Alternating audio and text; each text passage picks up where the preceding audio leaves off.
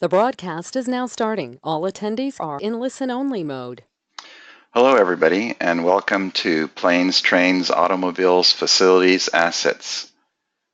Today's webinar is about BIMStorm and a focus on a conference that just completed yesterday in San Diego for the Airport Consultants Council and heading into Washington, D.C. next week at the Federal Facilities Council at the National Academy of Sciences. Today we have with us Michael Bordenaro, Communication Director of the Asset Leadership Network and co-founder of BIM Education Co-op, Mark Giuliani, Giuliani Digital and Giuliani Associates Architects, and myself, Kimon Onuma, Onuma Inc., and BIMStorm. I'd like to welcome everybody. Mike, would you like to say a few words? Not yet, maybe? Yes, thank you, Kimon. Welcome. Thank you, Kimon, for having this. The BIMStorms have been a very powerful demonstration of how we can manage information in this connected age. You've always shown that facilities are just the starting point and that all assets can be managed using web-based open standards in the way that other industries are doing it. Thank you for being a leader in this, and thank you for extending your BIMStorm regarding the San Jose Airport to the event we're doing next week with the Federal Asset Leadership Week at the National Academies, like you said. We'll be doing a live demonstration building on some of the materials that people will be seeing here today that you developed in conjunction with the Airport Consultant Council, and we'll be taking it to another level. Mainly, we're trying to show people processes, and that in this connected age, they should be looking to be using these new processes to achieve the savings that we're needing to improve our federal asset management. And once people understand that this is possible, then maybe they'll jump into it a little bit easily. Thank you. Thanks, Mike. Mark, would you like to say a few words? Sure, thank you, Kimon. Giuliani Associates has been providing architectural services to the aviation industry for nearly 60 years. And because airports are cities unto themselves, our portfolio has included everything from a 200 square foot concession to planning very large projects like 200,000 square foot hangars. I myself have personally been involved not only in architecture, but also running marketing and media company and on the advisory board of the School of Architecture at the Catholic University of America, where I met Kimon about 10 years ago through an event held at the school to teach students about building information modeling. And Kimon and I have been collaborating on projects ever since. Great. Thanks. Welcome, Mark. And thanks for the last month or so where I got a really accelerated lesson on aviation and airport planning. And we've both learned a lot, and it's an exciting session. I want to make one point about this. Although it's kind of centered around airports and related facilities, this really isn't only about airports, and that's a point that we continue to make. The underlying DNA and the logic behind this applies to any facility type. And in fact, today we're extending it out to looking at assets, other types of assets, all the way from aircraft to financial assets to resources and people. So it's really all interconnected, and that's the part that excites me the most as we head into the conference next week as well. So we'll be doing a little bit of a wrap-up of what happened at the Airport Consultants Council and some new material, but we'll also be talking about how as we head to next week. So a few groups we'd like to acknowledge. The San Jose Airport has been very generous with sharing information with us and floor plans, for example, and data, and there's other publicly available information on the web that we've used as a foundation of this BIMStorm. It creates a great sandbox. The Department of Defense, Defense Health Agency, and Department of Veterans Affairs have opened up their facility requirement data. It's publicly available on the web, and we've been using that as a sandbox as well to test concepts of how can owners more efficiently communicate with the industry of what their needs are, all the way from the business needs and drivers to the design and construction of facilities, and then the operations and maintenance of facilities and assets. And the SEPs to BIM is their tool online that communicates how they want to design and construct healthcare facilities. And Solano Community College has also been involved in the BIMStorm. So we really have a range of types of owners, and like I mentioned earlier, it really doesn't matter large or small, public or private, the concepts are exactly the same. Organizations that we've been interfacing with. Yesterday, we just finished, Mark and I were at the San Diego Airport Consultants Council conference, very exciting conference where we presenting some of the material today. The APPA Leadership and Educational Facilities was involved in previous webinars with the BIMStorm, and the Asset Leadership Network. The conference next week is sponsored and organized by the Asset Leadership Network, Federal Facilities Council, and others.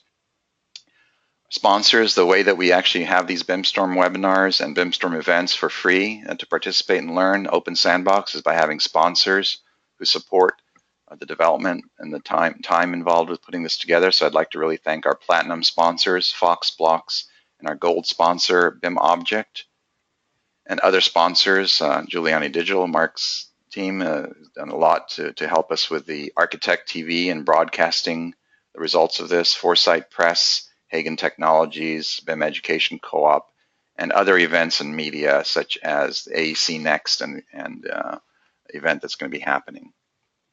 So the conference yesterday, we didn't actually put this title on it. They actually called it, our panel was called the Disrupt or Be Disrupted for the Airport Consultants Council. There were two sessions. One was a panel discussion. And the next one was actually a live BIMStorm. The panel discussion was very lively, the Disrupt or Be Disrupted panel. I was on this panel as well with 5 other panelists, and we had a lively discussion about where the industry is going and how we can change, and what are the opportunities out there. And then in the BIMStorm, we actually invited the audience to participate, and we'll be showing some of this live as well today. We had 28 participants actually who submitted project requirements for a new airport facility. And you see along the bottom, those are the real-time requests that came in from the audience on their mobile devices. So we'll be showing the interface of how this was developed. But it was they never had used this process and approach, but we gave them quick instructions and said, imagine you're designing a gate, a single gate or 2 gates for a terminal. What other requirements are needed for the gate? You need hold rooms, you need jetways, you need lounges, you need safety zones, you need other assets to support the aircraft. A few people actually went all the way and designed like 10 gates. And so you see a variation of inputs that were given to us, kind of an automatic generation of the program requirements for an airport. This is based on the SEPS to BIM DoD and VA healthcare process and tools that were used. So it's interesting to see that this can be applied to different facility types. And it was interesting that within a few short minutes, 20 minutes, 10 minutes, we had a 10-minute exercise and some follow-up, but they generated 304 spaces, 44 aircraft, 32 hold rooms, 25 food and beverage. We spent, how much did we spend here? $640 million was the total cost, and 650,000 or 910,000 square feet. So next week, like Mike described, we're going towards the Federal Asset Leadership Week at the National Academy of Sciences. It's a free event, so if anybody's interested, it's still possible to sign up. If you go to the website, either through the BIMStorm site, you'll see the link.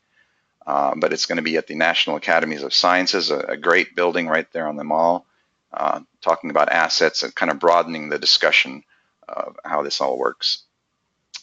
Okay, so some just basic introduction of some of the concepts that we presented yesterday as well too. We see this as an opportunity as the disruptions that are happening around us, as we went from being tethered to a wall when we wanted to make phone calls, to being mobile, to having this platform, a computer in our pocket that does a lot more than just allows us to talk with each other. We have mail and photos and maps and chat, AI assistants and calling up our rides. It's not just a shift in the technology and the hardware and the software. It's really the development of a platform that allows the addition of new functionality very rapidly, which has changed everything about the world around us. So how we connect and make an airline reservation or find our seats on the plane, find where we are on the map as we're flying, looking at the seat map in real time as the seats change. We can say we want to change our seats. looking at flight details, planning for future flights, getting the message on our phone that the flight is 30 minutes late. All of that is happening in real time with technologies that we've all been accustomed to using.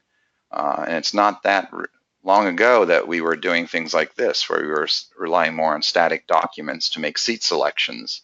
And this almost seems silly right now. We wonder how it was even possible that even functioned when we did this manual process. It's just too complex, the amount of data in the background to make these kind of decisions. The unfortunate thing is that the building industry is still stuck in this paradigm of not only static documents in paper format, but even static documents in digital format.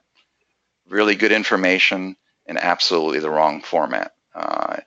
How do we take this knowledge and transfer it and get access to it in real time to make decisions? So it's just too much information to humanly process, to possibly do it in an efficient way, the way that we're doing it. Yet we're doing this, but it causes a lot of problems, which means there are opportunities for making things change.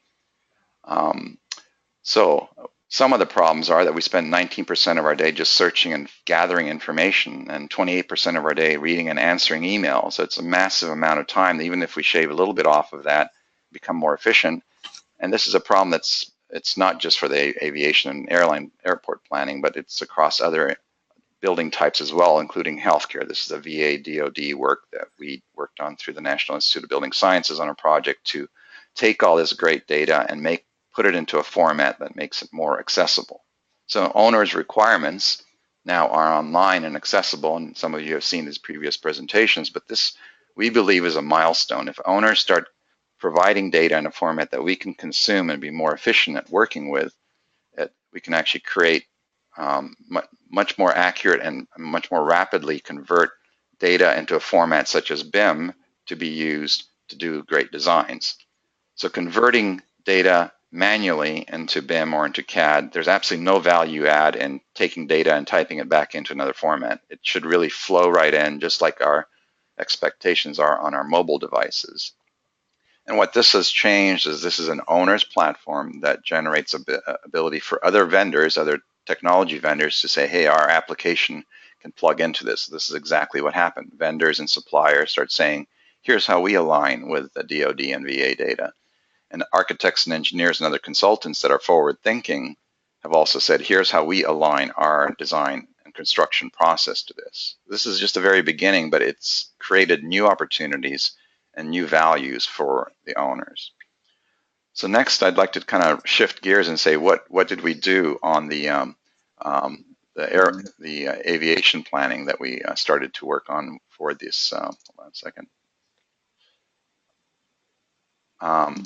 Looking at how we can take program requirements and convert them into spaces that can then be rapidly generated and do planning scenarios on 10 gates, for example. This happens pretty quickly once you have the data in place. We said, okay, what if we take the VA and DoD approach and apply aviation planning? This is still a beta, so it's an early kind of a version of this, and it takes about 20 minutes to configure 10 gates like this to say this is the first version of the plan. And the result would look something like this. So the bigger opportunity we also see when we head into the asset leadership conference next week and the federal leaders conference is that these type of information for facilities do have a direct relationship to other decisions that are made from an owner's perspective, whether it's about this single building or a campus or finances or performance, what's a strategy looking at arrivals and departures of planes. There's a lot of moving pieces here that are currently, the way that typically this is done is a very manual process, but if we can automate and connect to the source data, it creates new ways of working that are more efficient. And this is kind of a view at the bigger scale as well too. It ties outside of the airport to the transportation network, to other types of facilities, to the global airport market. As new international flights are coming into San Jose Airport, it creates new demand for a type of services that an airport can provide. And Mark, maybe you can describe a little bit about what we heard from San Jose Airport. This is probably a good slide to kind of give a brief overview of what we saw and heard from them. Sure. So A little bit about San Jose Airport, just to give you an idea of where the airport is and the size and scale of it. It's at the southern part of the San Francisco Bay. It has about 12 million passengers a year. It's known as what's called in the industry an origination and destination, or O&D airport. The facilities, the engineering group maintains about 1 million square feet of actual terminal space and about 3 million square feet of total space. The property is on 1,000 acres. It's owned by the city, and they have approximately 61 people in their facilities department. And one of the challenges that they face is that they have lots of static documents showing 2D representations of their facilities, but they think that, and they know from practice, that this is just becoming unmanageable to try to deal with maintaining and operating buildings that are constantly changing. And so they're looking for a way to make the data live in real time so that they can get information not only in 2 dimensions, but also in the 3rd dimension. They operate a lot in the vertical environment. They have to know where exactly these components and these pieces of equipment are. So they struggle with trying to bring this stuff up to date. And that's what some of the collaboration we had with San Jose was showing them how the data can go from the very beginning in the planning process all the way through the different models and make its way into the digital world for facility management purposes.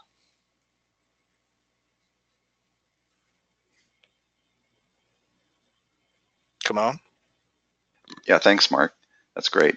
So what we did with San Jose Airport is they were watching how we were working on other BIMStorms for healthcare planning, and they said, wow, this is pretty interesting. How can we apply this to airports? And we said, well, why don't we insert San Jose into the next scenario? And would you be willing to share with us some background information so we could run these scenarios? It's centered around San Jose, but this can apply to other airports as well. So we kind of looked at specifically at San Jose, but also looked at it from a generic point of view. How would we apply this to other airport or transportation facilities with the same logic? So the first thing we did is we said, okay, let's look at all this great knowledge and information that's out there in the wrong format, in static documents, and harvest data out of that. Let's work with Mark's team, who have a lot of experience in aviation airport planning, and find rules and logic that can be put into a database that can help us as designers function more efficiently. I think one of the important things about this slide here is over on the left side, you have a matrix diagram, which is, in the days when you drew with pencils, took forever to try and bring all this information together, draw this diagram. And then we have some of the industry standards like the FAA advisory circulars, information from IATA, and different organizations and groups that put things together, such as what are the wingtip clearances, the safety clearances that you have to have in place for keeping the aircraft together on a ramp and operating in a manner of safety. And then there's other level of service standards for hold rooms. How many square feet per passenger do you need for a certain level of service, for everything from a hold room to check-in queues, the whole stage that you go through as you go from the aircraft to the hold room and back out to the curbside to get your baggage, or in reverse, checking your bags, going through the security screening and going to the hold room and the concessions. So we looked at all the rules the industry had. They're all pretty much static right now. And we talked to this group yesterday or the day before at the ACC about if this were live data, when one standard changed, all the other standards that are associated with those would change too. Yeah, and if you look at this type of information, a lot of times there's opinions about what's the adjacency matrix, for example. What should be adjacent next to each other, or how big is a hold room? There are some pieces of information that are absolute, and there's also changing standards. So as the standards change, that was a critical piece of this. Is if we have it in a static document like this, it immediately gets outdated the minute you save it as a PDF, a print, or put it into a static BIM or CAD file.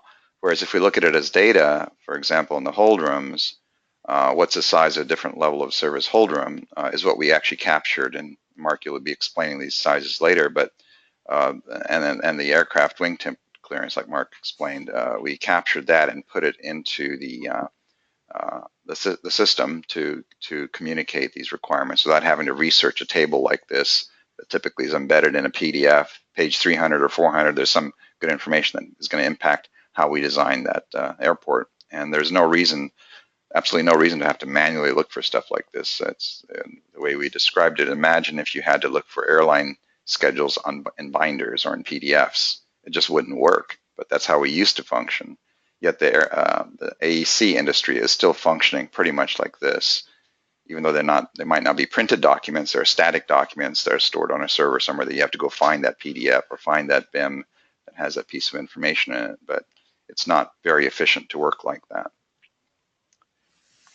So the BIMStorm was about looking forward and converting all this into a format that makes it easy for teams to collaborate, and nobody can know everything, so you have to kind of present it in a way that communicates with the next stakeholder so we can have kind of a dashboard view of what are we doing next or what's going to impact decisions.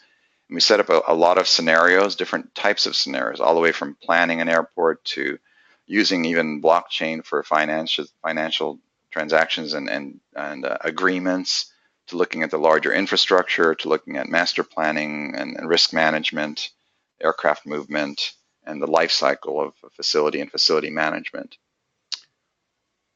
And we work online, but we also work in person as well too. We have face-to-face meetings. It's basically like a charrette, and this is at Mark's office, Mark Giuliani Associates office in Alexandria. We got together here and we had, Mark, maybe you can explain what happened here this day. It's a one-day event. Yeah, well, this was a one-day event where we did a scenario for San Jose Airport where they are looking at expanding to their operations to eventually go to 10 additional gates. But in the meantime, they have the necessity of adding 2 gates in a temporary fashion so that they can continue to build and extend to the south the gates that they have there now.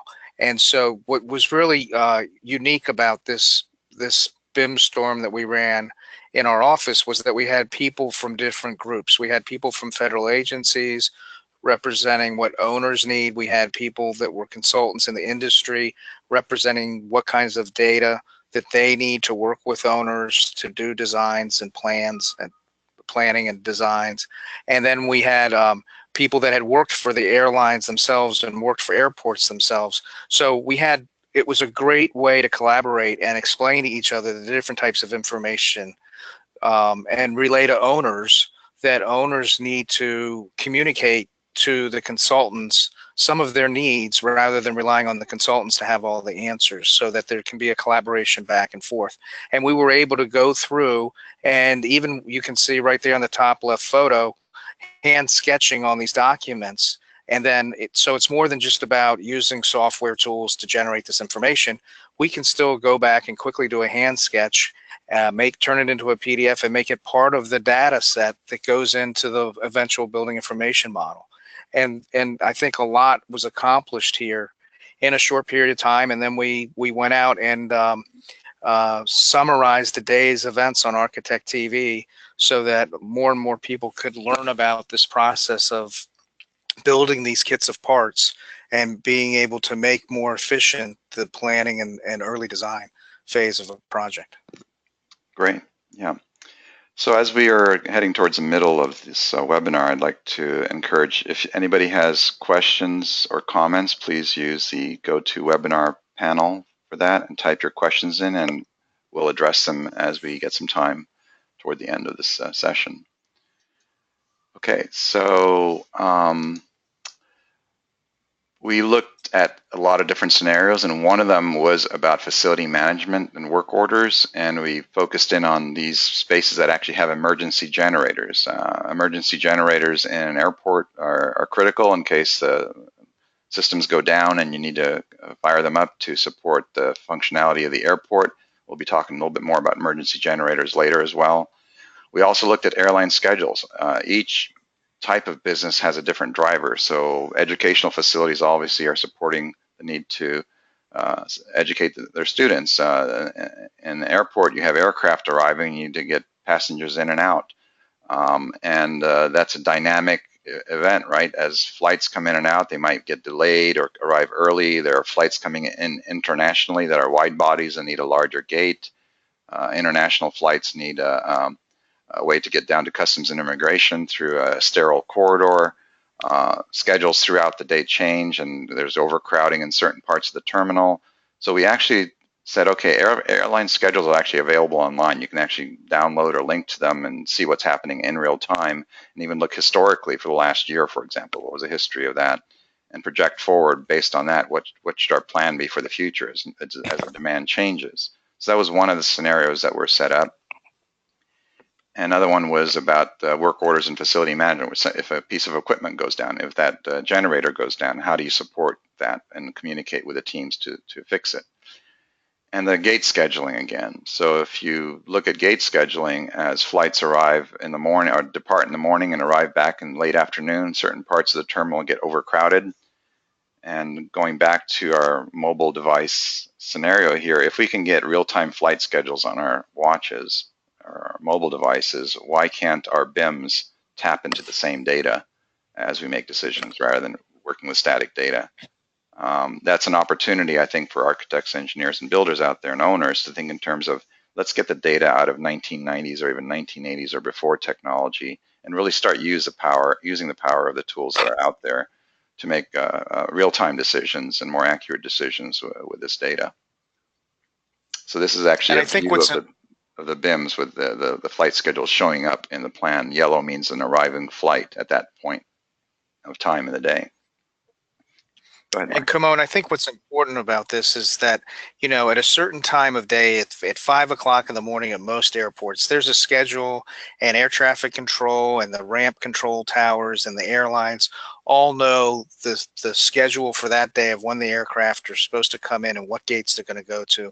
But inevitably, they're irregular operations, and whether that is plane malfunction and repair that needs to be done to it, or stronger headwinds than anticipated and an hour delay on an international flight coming in, then all of a sudden, especially at an airport like San Jose, where it's common use terminal equipment, acute airport, they are sharing those gates with multiple airlines. So they need to have this data in real time, and they need it as quickly as possible so that they can move this equipment around to gates that can handle it. Because just because it's a wide body aircraft gate, it doesn't mean you can necessarily put 2 narrow bodies on it. You have to have it set up in a certain way, and you have to have certain loading bridges. So it limits the number of gates that can handle certain aircraft. And the sooner you know the information, the better. And having it in real time really helps the operations of an airport become more efficient.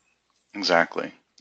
And the many different stakeholders that are involved in the project. So if you're looking at airline schedules or facility management, it's a different view than if you're the owner of a facility and you're looking at what's our cost. Are we making a profit? Are we spending too much? It's the same type of data. Here's a terminal, and here's the aircraft, and here's the facility condition, for example, or here's a renovation that we need to do, or do we need to build 10 new gates? That total cost of ownership is critical to making those decisions. And as an architect, I think that architects in the building industry, we tend to just get the instructions from the owner and design and build to that. But the bigger opportunity is to tie further upstream into the decision-making process that owners have before a project is even conceived, and even after a facility is completed, operating and maintaining it efficiently in order to plan for future renovations or future construction as well.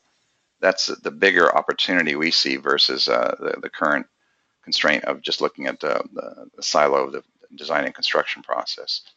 Blockchain was looked at as a way to manage agreements. This is something we're experimenting with others in the group that have more familiarity with blockchain and the technologies behind it, but it's being evaluated by many different owners as well too, of how can we use blockchain to track decisions and agreements that are made in a project.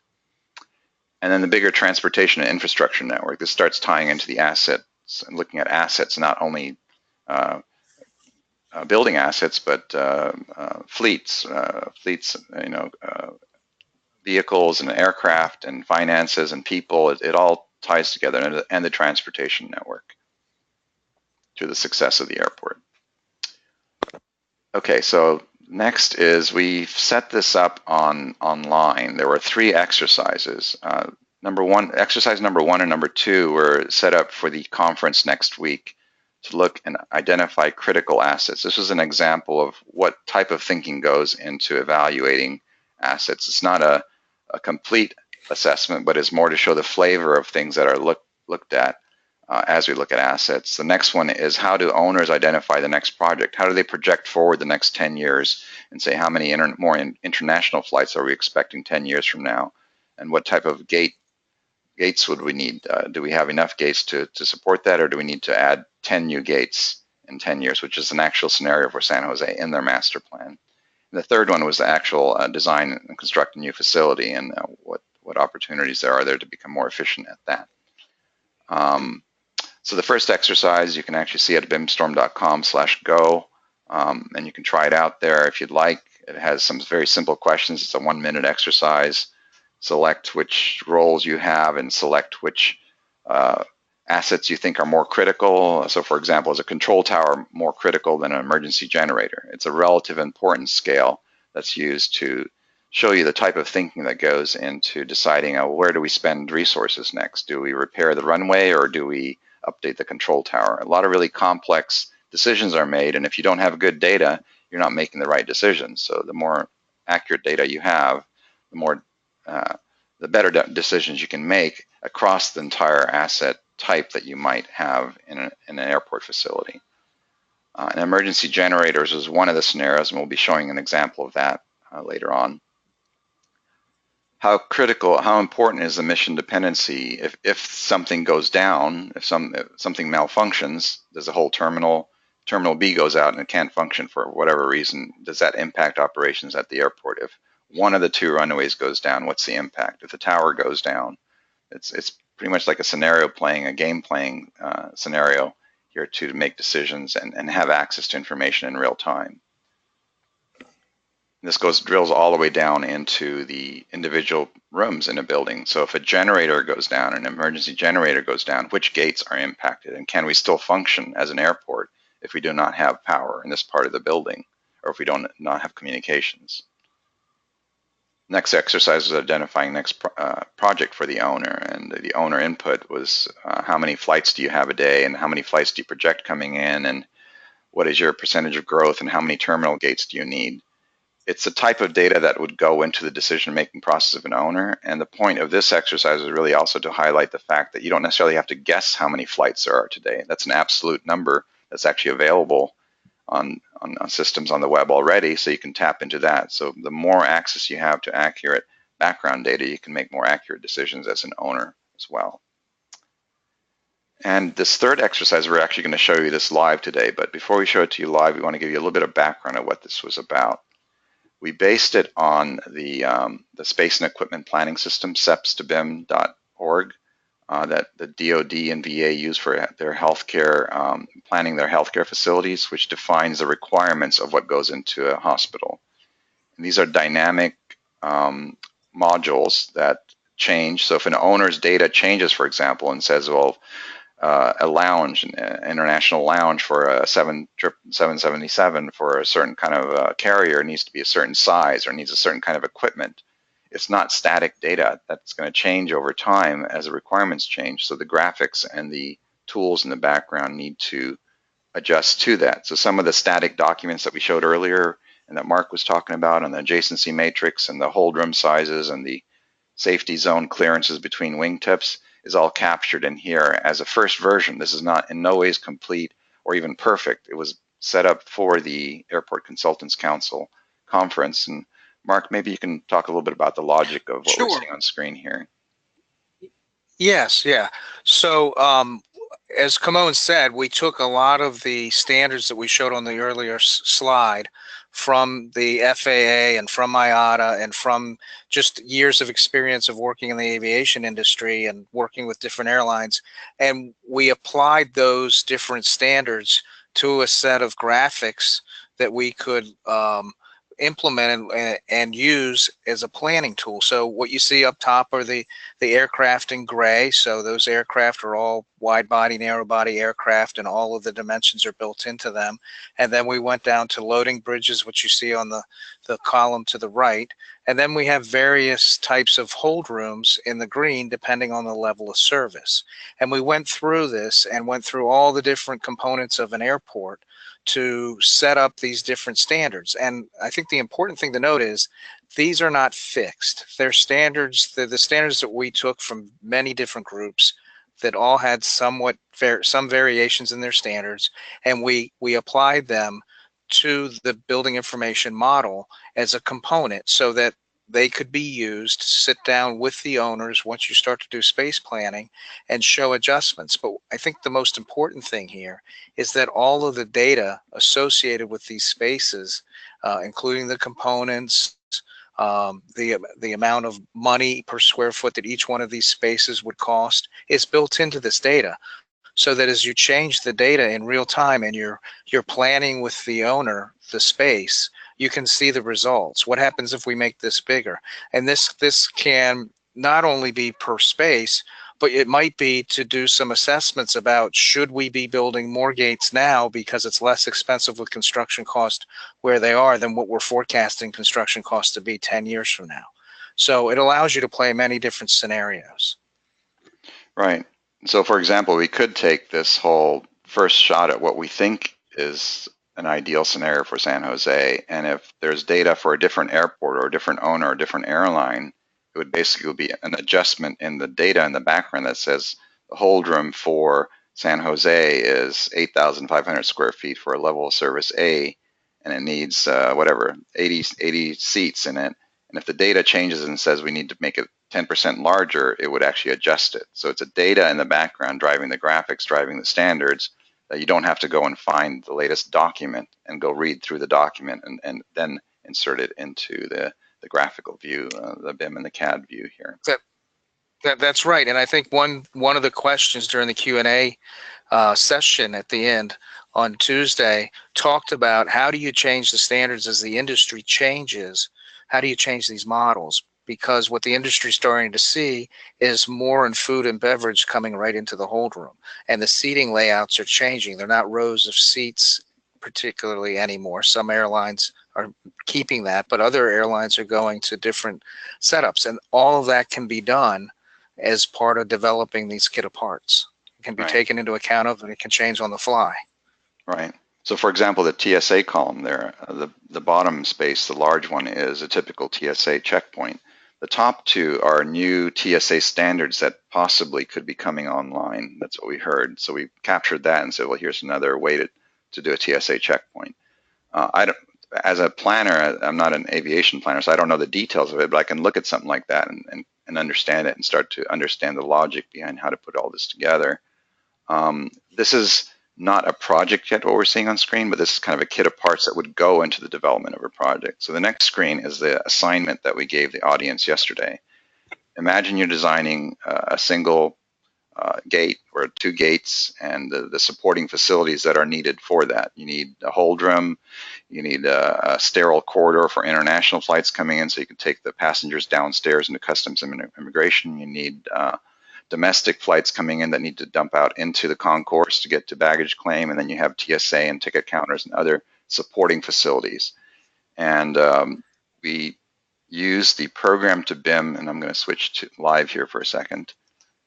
If you go to programtobim.com, there's a transportation tab, and this is a new page that was developed with those pieces in place, and it's based on SEPs to BIM built for the DoD and VA. It's basically the same logic and architecture of data in the background driving requirements. As the VA and DoD changes their requirements and I click on a space, it actually builds it on the fly, even if they change their data this morning. So logically, the same thing is happening here. If an owner has requirements for aircraft, so the exercise was, okay, let's design two gates. So it's like an Amazon shopping cart. We want 777 and a narrow body aircraft, and we can see what's in the shopping cart. There's a two aircraft. Let's add some more to that. We need some hold rooms and the regulations for the clearance. We need a clear zone 25 feet for wide body aircraft and one, maybe another one for narrow body. And then the hold room sizes. I'm being a little bit random here, but I know that I need a large hold room and maybe a small hold room. And I need the circulation zone. All this is being manually selected, but in the VA DoD process, it has the rules from the owner driving the output into these requirements.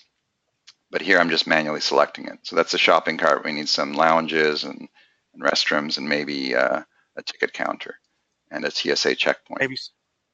Maybe some food and beverage or retail for revenue. There we go. I added one retail, but let's add one food and beverage. Okay, so that's good.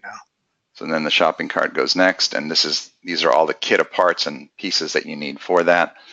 And I add my email address here and hit submit and build that of those spaces. So it's going to the server, grabbing the requirements and building a BIM on the fly, ready to be used for the design and construction process.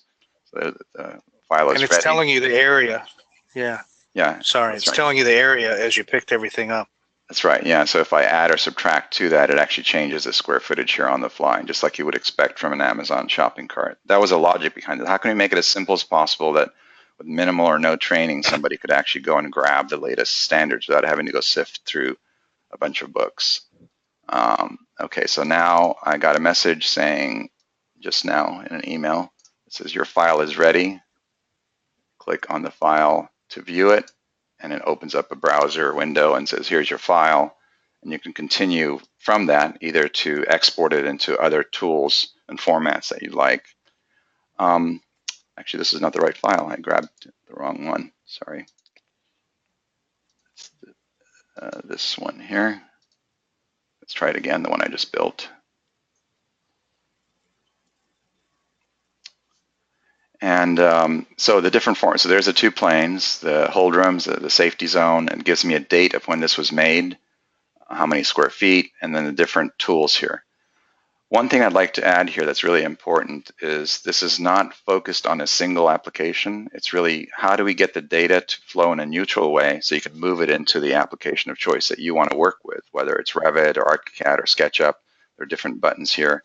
And the data in the background can even be taken out as an XML format or as an Excel file and continue on in different tools. A lot of the owners that we work with, the DoD, VA, and other federal agencies and private sector, are really needing to look at their data in a neutral format and not have to put it into a single tool, because they have a lot of different tools that they use for the life cycle, for facilities, for design, construction, operations. So this is what the goal was of the SEPS to BIM process, is how do we make the data neutral, and then how do we even make it accessible to non-BIM users? So even a non-BIM user could kind of see, okay, yeah, this is what we want for the gate. Now let's assign it to somebody that knows how to use Revit to continue on with the design. And the owner's requirements make their way all the way into the tool. So anyway. And come on, I think an important part of what you just said is to continue with the design. I think it's somewhat misleading when you have all of the assets within the room, at this phase, because throughout history, when we did BUMWAD sketches and everything, we didn't get that detailed. We had fat pens and everything. That we're still at that same level. It's just that we now have all the assets put into the spaces, but this is happening at a much quicker rate early on and allows us hopefully to have more time to design by freeing up some of the constant repetitiveness that we have in the industry right now, where you're constantly taking data and putting it in multiple different programs. Exactly. So yeah, so this hold room, for example, if the owner that has this data that says these are our requirements, if they change their requirements even a few minutes before I hit that build button, it would show the new requirements. The hold room would be larger or smaller if there'd be another piece of equipment. That's how the SEPS to BIM process really works. It's owner's data sitting on a database somewhere. It says this is our requirements, and then pushing it all the way into a model like this. And it even goes a step further, that in the healthcare side, they actually have rules that say if we have 300 patients, then we need this many exam rooms. The same thing could happen here. If we have 50 aircraft a day and 10 of them are wide bodies, what type of facilities do we need to build from that? And that would pull off from the kit of parts here that are dynamically driven from data to build that facility. Um, okay, so let's go back to the slides for a second. So that was the exercise, and that was the result that I talked about at the very beginning here. This was actually the end result of that, of people in the audience working. There were 28 participants that actually punched numbers into it, and they built all of these spaces ready to be worked on by a designer to actually configure. Obviously, this was very random. We didn't actually tell them to coordinate with each other. We just said, just imagine that you're designing two gates, and they went ahead and built this out based on that. Okay, so let's take a look at, this is actually the view that I just showed you, the kit of parts and the different space types, and you can actually try this yourself at programtobim.com. Please go ahead and try it out after the webinar here, and you'll see how this actually works. Okay, so this is another way to get the data, and you can actually have an Excel list of a menu of items and import the Excel list and actually generate an entire 10-gate terminal with the right number of hold rooms and everything. And this is just a simple edit in Excel. So there's multiple ways of actually building this up, and you end up with a graphic that looks like this or like this with adjacency requirements if they're added from a matrix. So the matrix that we showed earlier, that hand-drawn matrix, the equivalent of that would be this. A matrix is a very simple, from a data perspective, it's very straightforward. There are many tools out there that do this. Actually, you can get a matrix and start showing adjacencies between them. This happens to be our tool here, but there are other tools like Trelligence and other tools that actually look at this as well too. And then the designer's task is to actually configure it. Say, okay, now let's actually move these into position. So let's actually look at some things live next as well too. I wanted to show some of the scenarios that we're preparing for the asset leadership conference next week. This is live now of the San Jose Airport. We're looking at our system now. This is the Onuma system, but it links to other applications as well. So you can take your data to whatever format you want, but this is a color code of existing facilities, aircraft terminals and runways, and the renovation of an existing terminal, and the asset types. So we have different asset types. There's buildings, there's fire stations, there's support facilities, there's fueling facilities, and the red ones are actually proposals for emergency generators. So for example, the control tower we're suggesting is needing an emergency generator. And the scenario would be that if you look at an emergency generator and place it, move it from the existing place inside the building and move it close to the facility, what type of a functionality should that have? And we actually attached an ASTM standard here that says, here's actually the code that's used. It says it's a steel reinforced, concrete resistant to tornadoes, hurricanes, and ASTM E1886 missile impact test aligns with FEMA standards, whatever. There's a lot of standards of how do you harden an emergency generator like this? And products in the industry like Fox blocks can actually be used to harden the walls of this facility, for example. So if you know that this needs to be hardened, then the design and construction team can actually respond to that and make decisions of where do we place this and how do we harden it to be able to support the need of this airport. So you can actually move this around, and we even have kind of built up different scenarios of blast. If there was a blast happening at the fueling facility, what could potentially be impacted by that blast. That's just one scenario. So having all this data in place, you're able to look at a portfolio level view and make decisions about the different types of assets that support the facility. Mike, you had something to add? So this is, yeah. So from the ISO 55000 asset management system point of view, what this does is demonstrate how a matrix of standards can be established to allow decisions to be made ahead of time to meet certain elements of asset management. We're using a model that has 6 elements, and one of the elements is risk and review. And if you establish that your facility needs a generator that can withstand a certain level of blast or a certain wind condition, then there are existing standards, and Foxbox has been very nice to show us what the standards are in their industry, then you can put them into what Mark had described earlier as this matrix of standards that can be interrelated. And as Kimon demonstrated, you can see using the model if it meets your risk criteria.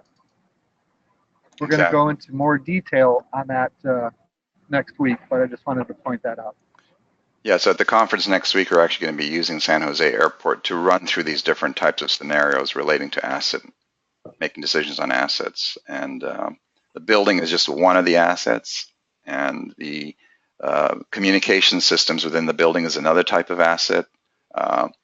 The people that work in the building are another type of asset, and all of them are interrelated. As you look at the interesting thing from a building's perspective or a graphical view like this is that you have the ability to connect different information to a space and actually start to make decisions based on that mission dependency, for example, which part of the building is more critical.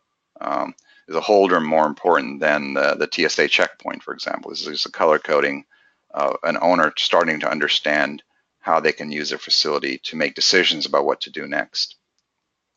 And I would also like to point out, relative to ISO 55000, there is a requirement to involve all relevant stakeholders. And this process is a way to allow non-technical stakeholders to say, I see what you're talking about. We can do this, but we can't do that. So what we're trying to do is demonstrate the ways to meet the requirements of the ISO 55000 standard, which also has 7.5.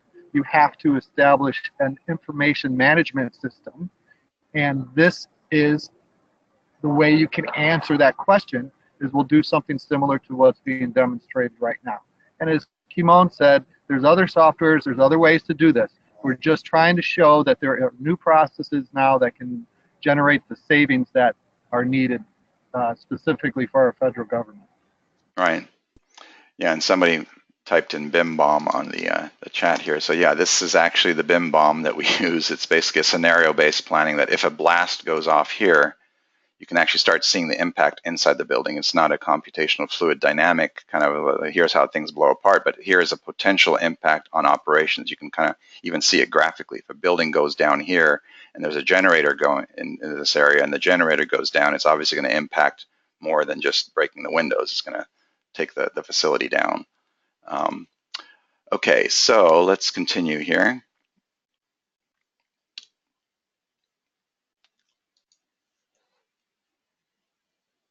So this is the scenarios that we just showed, and the resolution of designing 10 new gates. And this is an actual, in the San Jose master plan, there is a need for 10 new gates. That's in their master plan. So we actually went ahead and configured 10 gates. This is a lower level, again, using the same tool of collecting all the requirements and figuring out how to get the international flights downstairs through a sterile corridor, through customs and immigration to get their baggage and out into the public area, and the domestic flights coming in from the upper level going into the arrival level downstairs. And the same model, after about 20 or 30, this took about 20 or 30 minutes to configure to this level. Once you have all the pieces in place, you move them into position. It's not the final design, but it has all the elements that are needed from an owner's perspective, so the designers can start being creative now with these elements. And you can still, as a designer, decide to make a room bigger or larger, or even add a room that's missing. This is the owner's assumption of what they think they want in the terminal. But even at this point, you can start generating Revit models, for example, and start working with their data. So within minutes of having the owner program requirements, and all of a sudden you're in Revit and starting to design with Revit if you want to go that route. So then for San Jose, we said, okay, San Jose is a very narrow strip of land. It actually cannot accommodate a double loaded corridor. It actually needs a single loaded aircraft corridor. So it's loaded on one side, and if they need 10 gates, we actually configured it and fit it on the site. And this is what a 10-gate terminal for San Jose would look like, including giving you information about early cost estimating and operations and maintenance cost for the facility. So we'll be using these scenarios next week and running through the different evaluations from an asset perspective. What's the risk? What's the strategy? How do we? What's the performance? And all of this, if you combine all of this together, no single application, no single software can solve all of it. And that's the key point here. There's no silver bullet or magic button that says let's put all our data into one application and solve all of it, because there's so many different things to consider. There's budget, there's standards that are changing. So it's really a combination or an ecosystem of tools that can talk to each other. That's the most important thing that we need to think in terms of going to the future. The applications that we showed you in the beginning of the mobile applications, from a user's perspective, the most important thing for us, if I'm using a mobile device like this, the applications become disposable. You should be able to continue on with your data, and the application, you should be able to throw them away and plug in the next application and continue working without a skipping a beat.